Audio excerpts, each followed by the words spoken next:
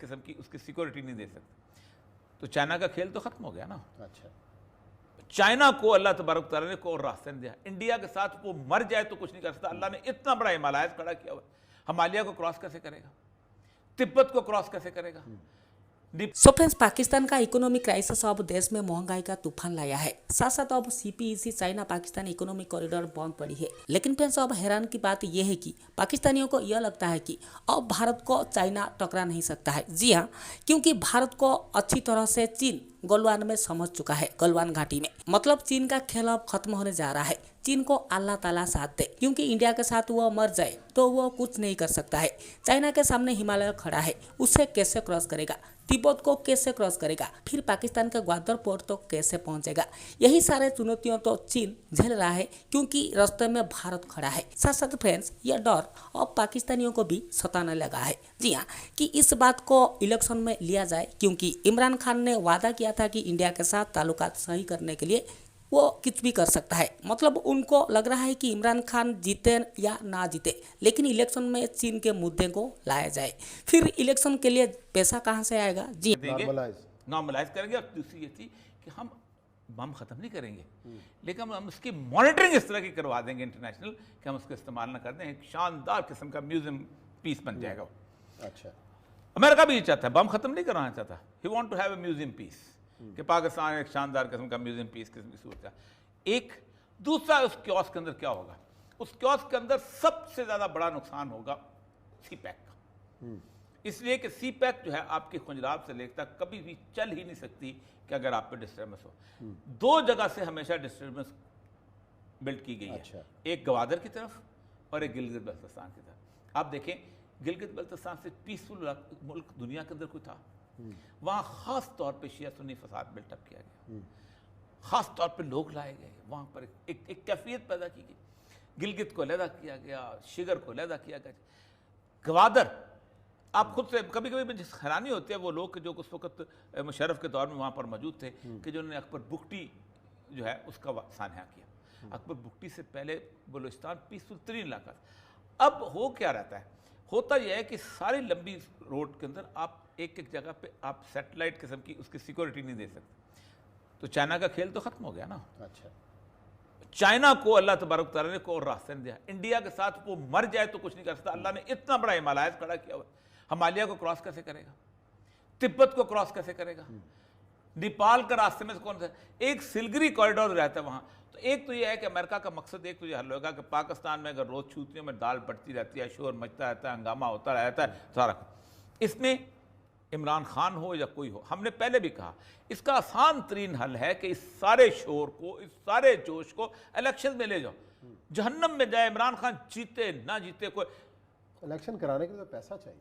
आज खान साहब को याद आ गया कि IMF अमेरिका कंट्रोल करता है और इसके मुतालबात मानने का मतलब है कि अमेरिका अपने मुतालबात मनवा रहा है. लेकिन को खान साहब से पूछेगा, आपने गवर्नर स्टेट बैंक से लेकर वजीर खजाना तक IMF का लगा दिया था. उनसे सख्त तरीन शराइत पे मुआहदे किए थे, उनके लिए कानून साजी की थी. उनके कहने पे कोरोना के ऑडिटर जनरल की रिपोर्ट जारी की. तो क्या उस वक्त अमेरिका के कंट्रोल में नहीं था?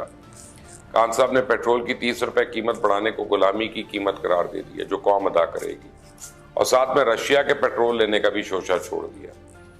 इमरान खान बार बार हकीकत के बरक्स भारत की मिसालें दे रहे हैं जो 50 साल से रशिया से तिजारत कर रहा है. हमारे पास तो रशियन ऑयल की रिफाइनरी ही नहीं है. पहले रिफाइनरी लगेगी कुछ 4 साल में, फिर आप वो तेल लेंगे. और दूसरी तरफ अगर रिफाइंड तेल ले लिया जाए तो दुनिया का कौन सा बैंक है जो वक्त आपको LC फराहम करेगा? भारत की तो उनसे ट्रेड हो रही है, उन्होंने भारत की पेमेंट करनी है, वो उसके अगेंस्ट एडजस्ट कर रहे हैं. हिलाली साहब, आपको क्या नजर आ रहा है अगर वो सुप्रीम कोर्ट से ये कह रहे हैं कि भाई आप हुकूमत को इस सिलसिले में बाउंड करें कि वो कोई लाठीचार्ज, पुरतशद्दुद कार्रवाइयाँ, आंसू गैस की शेलिंग, बहुत सारे ऐसे मनाजिर हमने देखे हैं पहले लॉन्ग मार्च में, इन तमाम ताकत के इस्तेमाल से वो बाज रहे, तो क्या इस बात को हम ये समझें कि वो इदारों के पीछे छुप रहे हैं या फिर उनसे मुदाखलत के लिए कह रहे हैं? मरीम नवाज साहिबा ने वैसे यही ट्वीट किया कि इदारे दूर रहें उनकी सियासत से. देखिए तो सही, कमाल है ना. अगर आप अपना हक मांगे तो लोग कहते हैं आपको फोबिया है. अगर आप हक मांगे तो लोग कहते हैं इदारे से आप कह रहे हैं इंटरवीन करें. इदारे हैं क्यों अगर आपका हक वो नहीं दे सकते? क्या पूछ रहा है ये सुप्रीम कोर्ट ऑफ पाकिस्तान से? वो कह रहा है उनको कि ये जो अपॉइंटमेंट्स किया है ये एक तरफा इम्पोर्टेड सिलेक्टेड गवर्नमेंट, इसको आप नलिफाई करें।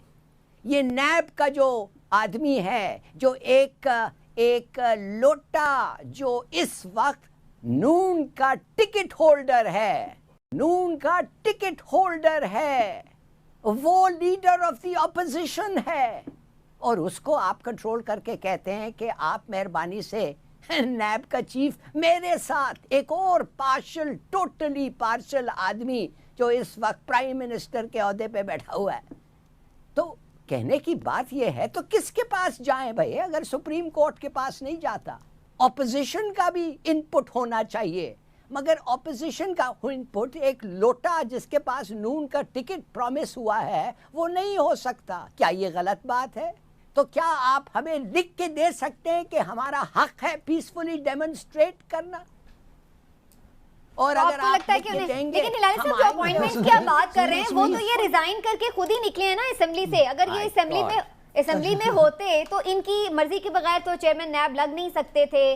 और भी जो अपॉइंटमेंट्स हैं, चाहे वो इलेक्शन कमीशन के हवाले से हों, वो फिर जाहिर है ऑपोजिशन में अगर ये लोग होते तो फिर उनसे मुशावरत के बगैर नहीं लग सकते थे। इसके माने तो वो तो इनकी अपनी फिर वो गलत इसके फैसला माने साबित हो रहा है। एक लोटा, जो लोटा डिक्लेयर किया हुआ है, जो खुद टिकट होल्डर है दूसरे, यू नो प्लीज आप टेक्निकली ऐसे सवाल मत पूछें। आप मेहरबानी से according to the spirit of the constitution पूछें ना।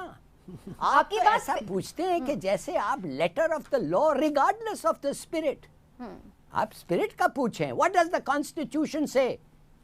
Party and the opposition, Raja Riaz opposition है। ठीक है, अब इस चीज का फैसला सुप्रीम कोर्ट करेगा। Stretch of the imagination is he opposition? बिल्कुल और अगर हमने इस्तीफा दिया है, पीटीआई कह रही है, और अगर हमने इस्तीफा दिया है, ठीक है, कुछ इस्तीफे हैं जो अभी तक टेक्निकली एक्सेप्टेड नहीं है, कम से कम आके पूछो तो सही। Not even that. अच्छा, वो उसमें आप टेक्निकली उसके पीछे जा रहे हैं, उसमें भी तो फिर स्पिरिट को देखना ना। स्पिरिट तो यही थी कि इस्तीफा कबूल होने के लिए दिया था। चलिए let me look at the spirit. नहीं, तो स्पिरिट को देखें ना। शाह महमूद कुरैशी टेक्निकली अगर अभी तक मेंबर है तो टेक्निकली ऑपोजिशन में है, तो स्पिरिट बताता है टेक्निकली लेकिन उनका इस्तीफा देने की स्पिरिट तो ये थी ना कि वो कबूल भी हो जाए। ठीक है लाली साहब, मुझे इमरान साहब का कमेंट लेने दें। देखिए बात ये कि यही आप लोग किस बात पे? यही तो फोबिया है। अब देखिए यही फोबिया है कि जो हम कहें वो ठीक है, दूसरे जो कहें वो बिल्कुल गलत है। मुझे आप ये बताएं, पहले मेरी बात सुन। मानो तो फोबिया हो गया इधर। हिलाली साहब अब तसल्ली से, हिलाली साहब सुने, आप जो हक मांग रहे हैं अब दूसरे की भी बात सुने। गुजारिश ये है, बड़ी सिंपल सी बात है। हिलाली साहब ने तो 5 दफा कहा कि राजा रियाज टिकट होल्डर है मुस्लिम लीग नून का। अच्छा बता दें जी कहाँ पे मुस्लिम लीग नून का वो टिकट होल्डर है?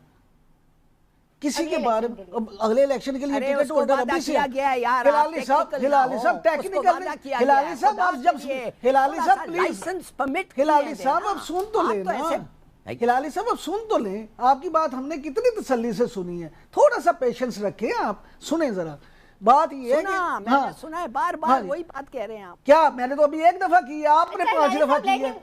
मैंने 1 दफा की है, आपने 5 दफा की है। एक दफे काफी है मेरे लिए, नहीं आपके लिए 2-3 दफे कहना पड़ता है। सर मैं तो आपके लिए कर ही नहीं ना रहा, मैं तो अपने व्यूअर्स के लिए कर रहा हूँ, आपके लिए नहीं कर रहा। आपने अपना ओपिनियन दिया, उन्हें अपना देने दें। आप ये कैसी स्पिरिट है कि एक बंदे ने अभी एक काम किया नहीं, आपने अब अज्यूम कर लिया कि जनाब वो लोटा है इसलिए वो